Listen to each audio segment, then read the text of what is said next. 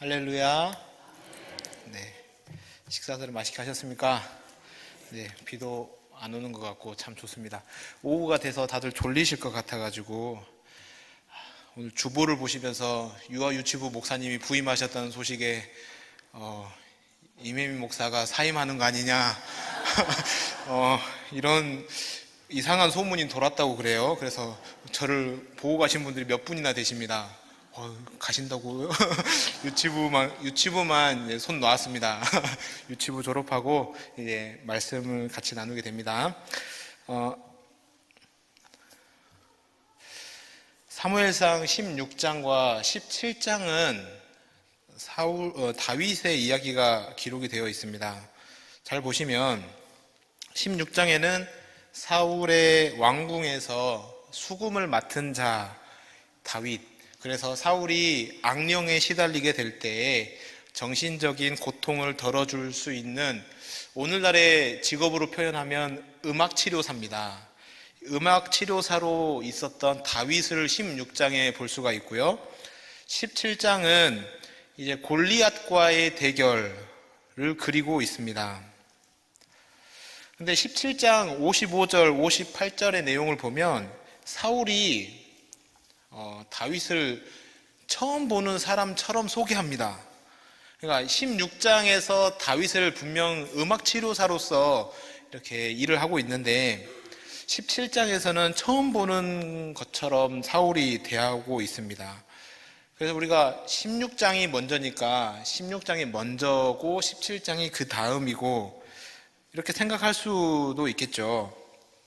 그런데 내용상으로는 17장이 먼저 일어났을 수도 있습니다. 그런데 또 17장 15절을 보면 다윗이 사울의 왕궁과 베들레헴 집에 왕래했다라는 것을 통해서 또 어느 것이 먼저인가라는 것을 우리가 파악하기 어렵게 만듭니다. 즉, 이 16장과 17장은 무엇이 먼저인가를 이해하기 전에 이 사무엘상 17장은 이 사무엘상 16장 18절 말씀에 대한 해설로 우리가 이해하면 참 좋습니다. 사무엘상 16장 18절 말씀을 함께 보겠습니다. 소년 중 한 사람이 대답하여 이르되 내가 베들레헴 사람 이새의 아들을 본즉 수금을 탈 줄 알고 용기와 무용과 구변이 있는 준수한 자라. 여호와께서 그와 함께 계시더이다 하더라. 이 다윗의 용기와 무용과 구변, 이것에 대한 해설서가 이제 사무엘상 17장의 골리앗과의 싸움이라는 거죠. 그래서 이 16장 18절을 근거한 이 17절의 해설의 내용을 보면서 다윗의 성품을 우리가 돌아보면서 우리가 목양위원으로서, 목자로서, 또 부목자로서, 또 신앙인으로서 우리에게 있어야 할 이런 품성들을 함께 나누고자 합니다. 먼저 다윗의 용기입니다. 사무엘상 17장은 그 상황이 블레셋 사람들과의 이 전쟁에 있습니다. 블레셋의 군대의 앞장선 대장은 골리앗입니다. 골리앗의 모습을 17장 4절부터 7절까지 설명을 하는데, 한마디로 골리앗의 모습을 설명하면 이스라엘의 진영을, 간담을 서늘하게 만드는 그런 모습이다. 골리앗이 싸움을 도둡니다. 싸움을 하려고 앞에 나서는 거죠. 그래서 이스라엘 사람들을 도발합니다. 그런데 그의 도발이 40일이 되도록, 40일 아침 저녁이 되도록 계속됩니다. 이긴 자가, 진자가 이긴 자의 종이 되기로 하자. 누구라도 나와 싸워서 이길 사람 앞으로 나오라 하면서 이렇게 도발을 하는 겁니다. 이스라엘의 진영에는 이새의 아들, 첫째 아들 엘리압, 둘째 아들 아비나답, 셋째 아들 삼마가 전쟁에 참여하고 있습니다. 그리고 막내 이 다윗은 궁중의 음악치료사로 일하면서 베들레헴에 있는 아버지 이새의 양을 치면서 지금 궁중과 왕래하면서 이렇게 지내고 있었던 겁니다. 이러한 상황에서 이새가 형들에게 식량을 가져다 주라 하면서 심부름을 시킵니다. 이때 다윗은 전쟁터에서 도발하고 있는 골리앗을 보게 된 거죠. 사람들은 이 골리앗을 보면서 심히 두려워합니다. 그 앞에서 도망가는 지경에 이르게 된 겁니다. 이때 사람들은 이런 이야기가 떠돌게 됩니다. 골리앗을 무찌른 자는 사울의 사위가 되고 세금을 면제받고 큰 상을 받게 된다 라는 이런 이야기들이 나옵니다. 사람들은 골리앗을 보지 않고 저 골리앗을 쓰러뜨리면 사위가 되고 왕의 사위가 되고 세금도 면제받고 큰 상을 받게 된다, 그런 데네 하면서 지금 전쟁에 있는 겁니다. 이때 다윗이 사람들에게 외치는 말이 이러합니다. 17장 26절 말씀을 보면 다윗이 곁에 서 있는 사람들에게 말하여 이르되 이 블레셋 사람을 죽여 이스라엘의 치욕을 제거하는 사람에게는 어떠한 대우를 하겠느냐? 이 할례 받지 않은 블레셋 사람이 누구이기에 살아계시는 하나님의 군대를 모욕하겠느냐? 다윗은 골리앗의 위용을 보는 것도 아니고 골리앗을 죽였을 때 얻게 될 혜택을 보는 것도 아닙니다. 지금 이스라엘의 하나님을 모욕하고 있는 저 사람이 대관절 누구기에 하나님의 군대를 모욕하느냐 하면서 지금 하나님의 모욕당하는 모습을 보면서 지금 의분을 품고 있었던 거죠. 그렇게 사람들과 대화하는 모습을 보면서 다윗의 형이 그 전쟁에 참여하고 있었는데 형이 이렇게 말합니다. 사무엘상 17장 28절에 큰 형 엘리압이 다윗이 사람들에게 하는 말을 들은지라 그가 다윗에게 노를 바라여 이르되 내가 어찌하여 이리로 내려왔느냐? 들에 있는 양들을 누구에게 맡겼느냐? 나는 내 교만과 내 마음의 완악함을 아노니 내가 전쟁을 구경하러 왔도다. 엘리압이 볼 때, 형이 볼 때 다윗은 뽐내고 으스대는 기질이 강하고 한번 뜻을 정하면 초지일과 밀고 나가는 고집이 센 사람으로 이해하고 있습니다. 그렇게 다윗에 대하여 책망하게 되죠. 우리가 보통 형이 책망하고 형이 지적을 하면 동생은 다들 힘을 쓰질 못합니다. 그런데 다윗은 이 형의 책망에 대해서도 위축되지 않고 오히려 맞섭니다. 29절 말씀을 보면 다윗이 이르되 내가 무엇을 하였나이까 어찌 이유가 없으리까 하고 지금 형에게 대드는 겁니다. 내가 무엇을 했습니까? 나는 지금 모욕하고 있는 하나님의 군대를 모욕하고 있는 저 골리앗이 누구냐? 도대체 누구냐? 하면 묻는 것밖에 없습니다 하면서 지금 형에게 대들고 있는 거죠. 다윗이 이렇게 담대하게 용기 있게 그의 이야기를 할 수 있었던 것은 다윗은 골리앗을 피해 도망다니는 사람들, 그리고 다윗의 모습을 보면서 다윗에게 분노하고 있는 형의 모습을 보면서 지금 우리의 분노의 대상이 누구여야 하고 우리가 해야 할 말이 누구인가, 다윗이 지금 어떤 용기를 가지고 지금 이렇게 말하고 형에게 대들고 있는가를 우리에게 말씀을 해주고 있는 겁니다. 다윗은 전쟁에 나갈 만한 나이가 아닙니다. 어린 나이임에도 불구하고 나라의 안위와 명예에 관심을 갖고 이 전장의 분위기를 보면 어린 아이라도 알겠죠. 지금 골리앗의 그 기세에 눌려서 아무런 힘을 쓰지 못하는 이스라엘의 진영의 그런 분위기를 보면서도 피하지 않고 피하여 숨기보다 용기 있게 돌진하고 있는 다윗의 용맹스러운 모습을 우리에게 보여주고 있습니다. 형의 책망보다도 우리가 분노해야 할 대상이 누구인지를 분명하게 알고 다른 사람에게 말했던 것 같이 지금 다윗은 끊임없이 지금 저 골리앗을 향한 이런 분노의 말을 전하고 있는 겁니다. 이런 대화를 사울의 신하 중에 한 사람이 다윗의 말을 이 사울에게 전하게 됩니다. 그래서 사울은 다윗을 부르죠. 다윗은 사울에게 내가 나가서 싸우겠습니다 라고 말을 합니다.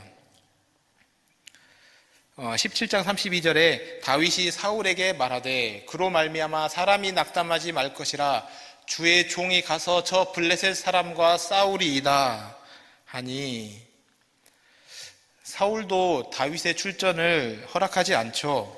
왜냐하면 너무 어리기 때문에 그랬습니다. 그런데 다윗은 자기의 용기를 증명할 수 있는 자기의 무용을 나타내면서 사울을 설득을 합니다. 이 34절과 35절까지의 내용은 다윗이 양을 칠 때에 사자나 곰으로부터 양을 지키고 맹수가 자신을 해치려고 할 때에 맹수를 죽였다는 이야기입니다. 자기의 무용담이죠. 다윗은 그의 이런 용맹의 비결, 그 비결을 책임감이라고 말합니다. 아버지의 양떼를 지키고자 하는 이 책임감이 이 다윗을 어리지만 용맹무쌍한 목자로 만든 겁니다. 이런 책임감에 기초한 용맹함은 지도자로서 너무나 필요한 품성이었죠. 그래서 사울도 아버지의 암나귀를 찾아 나서는 이런 책임감으로 온 동네를 샅샅이 찾아다녔던 모습을 보여주면서 이스라엘의 첫 번째 왕이 됩니다. 다윗은 이런 책임감으로 기초한 용맹으로 그의 용기를 드러내면서 골리앗을 향하여, 골리앗의 하나님을 향한 이 모욕에 대하여 의분을 품고 그의 용기와 용맹의 절정을 이루게 됩니다. 사무엘상 17장 36절에 주의 종이 사자와 곰도 쳤은즉 살아계시는 하나님의 군대를 모욕한 이 할례받지 않은 블레셋 사람이리이까 그가 그 짐승의 하나와 같이 되리이다.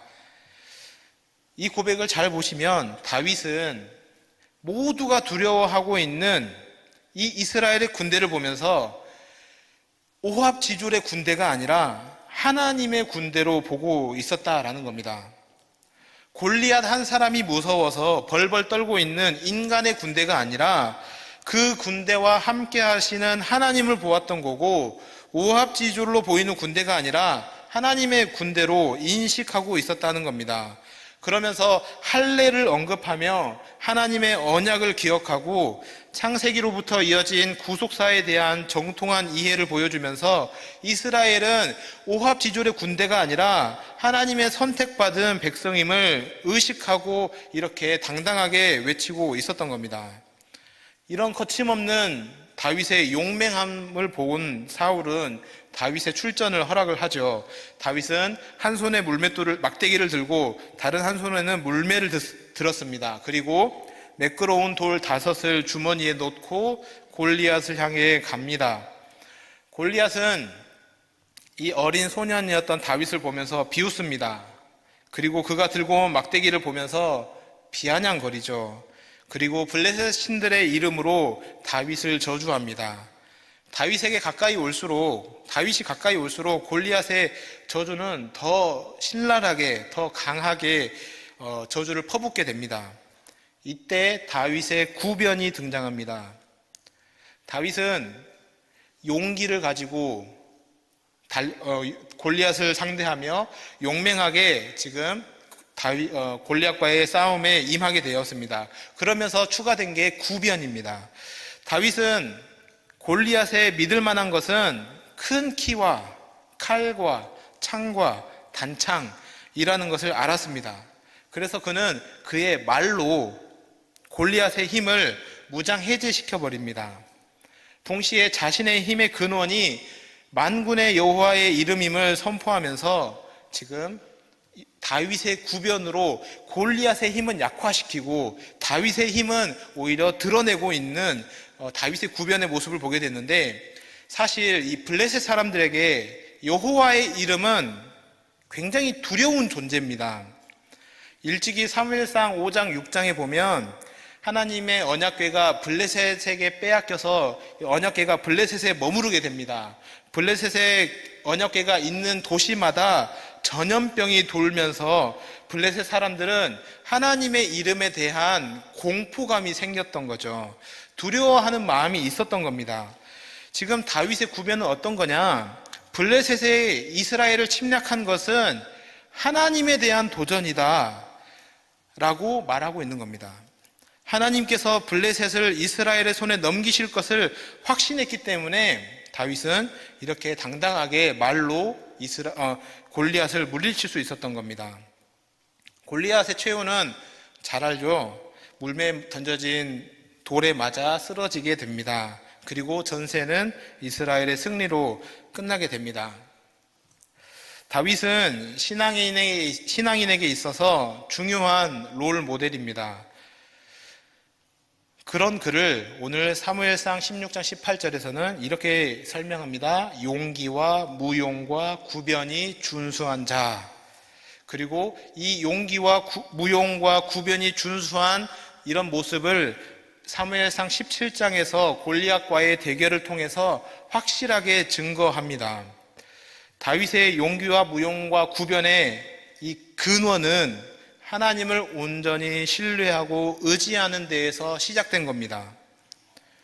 다윗은 모두가 두려워하는 이런 상황에서 하나님의 구원을 바라보는 용기 있는 자였습니다.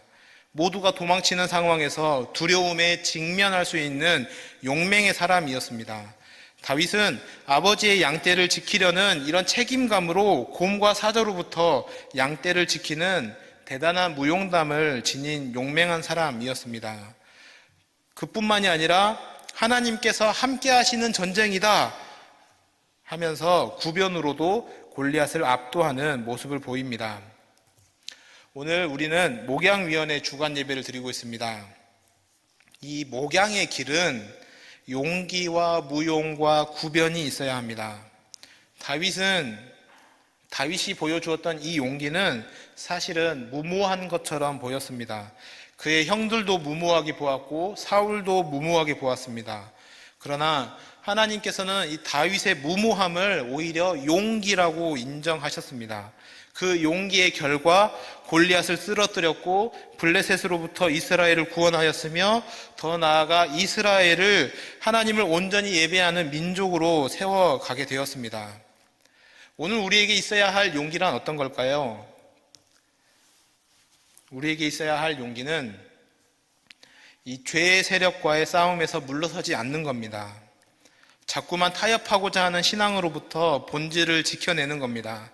날마다 말씀 앞에 몸부림치면서 주의 뜻을 구하는 것이 용기입니다. 이런 것들이 왜 용기입니까?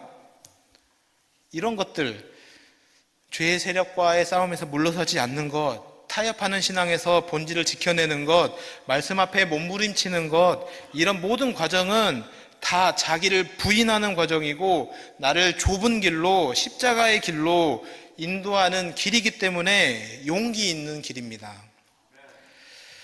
이 용기는 용맹으로 증명되어집니다. 이 용맹은 또 책임감으로부터 비롯됩니다. 책임감은 무엇을 보고 있느냐에 따라서 달라집니다.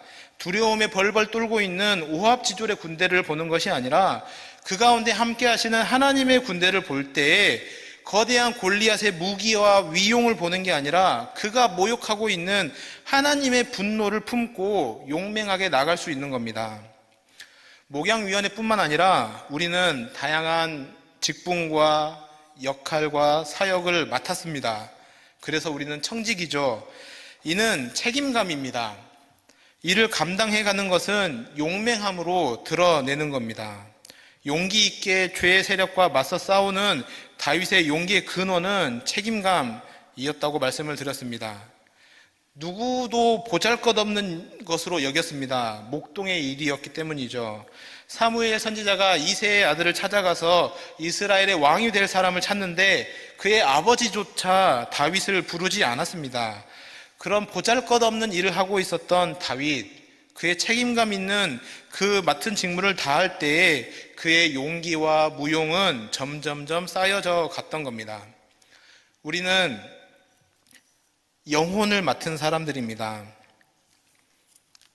교회가 하라고 하니까 맡은 겁니다가 아니라 하나님께서 우리에게 맡기신 것이기 때문에 부담되고 두렵기도 하고 떨리는 마음으로 하나님 나에게 맡겨주신 그 영혼을 잘 목양하겠습니다 하면서 나선 사람들입니다. 네, 입니다. 이제 우리에게 필요한 것은 책임감입니다. 우리가 책임감을 갖게 될 때 우리는 이제 세상을 향하여 외치고 있는 이 골리앗의 고함 소리가 이제는 나에게 아무런 영향을 주지 않고 의연하게, 오히려 당당하게 대처해 갈 수 있습니다. 이 골리앗의 외침에 대해서 잠깐 생각하면 어쩌면 골리앗처럼 무섭게, 공포스럽게, 두렵게 다가오는 말들도 있을 테지만 때로는 달콤한 속삭임처럼 우리의 목양의 책임감을 점점점 멀리하게끔 할 겁니다. 자꾸만 하나님의 것보다 세상의 것을 더 사랑하게끔 우리의 모습을 유혹할 것이고 우리에게 속삭일 겁니다. 마치 선악과를 앞두고 있는 이 하와에게 뱀이 찾아와 속삭였던 것처럼 오늘 비도 오고 바람도 많이 불고 춥고 그러니까 교회 한 번쯤 안 나가도 괜찮아. 1년이 몇 주나 되는지 알아? 한 주는 안 나가도 괜찮아. 기도 안 해도 될 놈은 되고 안 될 놈은 안 돼. 봉사 안 해도 돼. 우리 교회 봉사할 사람들 차고 넘쳤어. 은퇴했는데 뭔 봉사야. 말씀 읽지 않아도 돼. 주일에 가면 목사님들이 아주 재미있게 말씀을 증거해 주니까 듣기만 하면 되지. 뭔 따로 말씀을 읽고 묵상하고 쓸 필요가 있느냐 하면서 우리에게 자꾸만 유혹합니다. 확신반, 성장반, 제자반 이런 제자훈련 하지 않아도 다 알고 있는 거야. 너 다 알고 있는 거 또 하는 거니까 할 필요가 없어 라면서 자꾸만 속삭일 겁니다.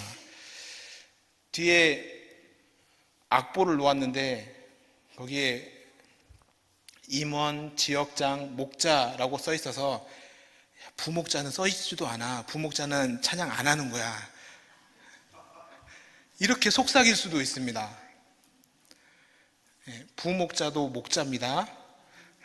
부목자도 목자십니다. 이런 속삭임에 넘어가지 않는 방법은 그것들을 거절할 용기가 있어야 된다는 겁니다.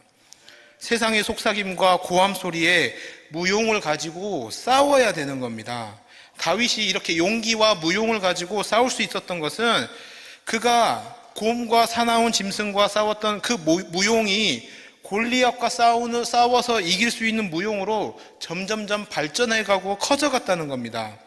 하나님을 향한 신뢰와 하나님 편에 바짝 붙어있는 결과 다윗은 계속되어지는 무용담 속에 이제는 어떤 상황 속에서도 환경 속에서도 흔들리지 않는 커다란 바위 같은 신앙이 되어버린 겁니다.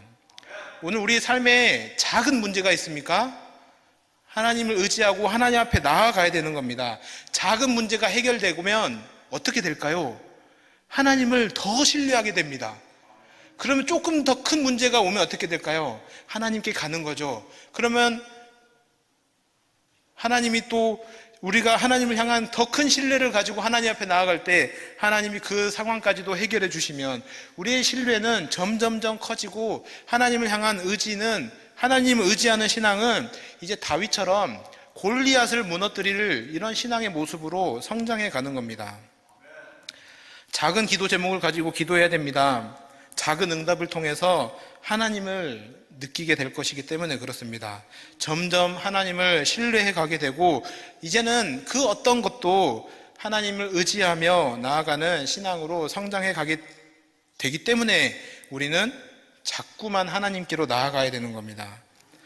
간절히 소망하기는 오늘 예배하는 우리 모두가 이런 용기와 무용과 구변의 사람이 되어서 다윗처럼 영혼을 살리고 하나님이 나에게 맡겨주신 그 영혼들을 하나님께로 인도하는 이런 다윗처럼 쓰임받는 우리 모두가 될 수 있기를 소망합니다. 우리를 통해서, 나를 통해서 교회가 세워지고 가정이 세워지고 나라가 세워지는 그런 놀라운 일들이 바로 이런 믿음의 사람, 용기와 무용과 구변의 사람, 다윗과 같이 하나님께 쓰임받는 그 사람을 통하여서 오늘 또 교회가 살아날 것이고 가정이 살아날 것이고 목장이 살아나고 이 나라가 살아나게 될 것입니다. 오늘 또 그렇게 살아갈 수 있는 우리 모두가 될 수 있기를 주님의 이름으로 축복합니다. 우리 기도하실 때 목양위원회 임원들, 지역장님들, 목자, 부목자들 다 나오셔서 특송을 준비해 주시면 감사하겠습니다. 함께 기도하겠습니다. 사랑하는 하나님, 인생의 생사화복이 모든 것이 하나님의 손에 달렸음을 고백합니다. 때로는 우리의 눈앞에 펼쳐진 두려운 상황이 우리를 머뭇거리게 하고 움츠러들게 하지만 여전히 세상을 움직이시고 이끌어 가시는 하나님의 손길을 기억하며 두려움에 직면하는 용기와 두려움 속에서도 일하시는 하나님을 바라보는 믿음을 허락하여 주시옵소서. 오늘 하루를 살아가는 동안에도 다윗처럼 믿음 안에서 하나님의 구원을 바라보며 나아가는 복된 삶을 살아가게 하여 주옵소서. 예배를 예배되게 하시고 교회를 교회되게 하시는 이런 바른 믿음으로 하나님의 나라를 세워가기를 소망합니다.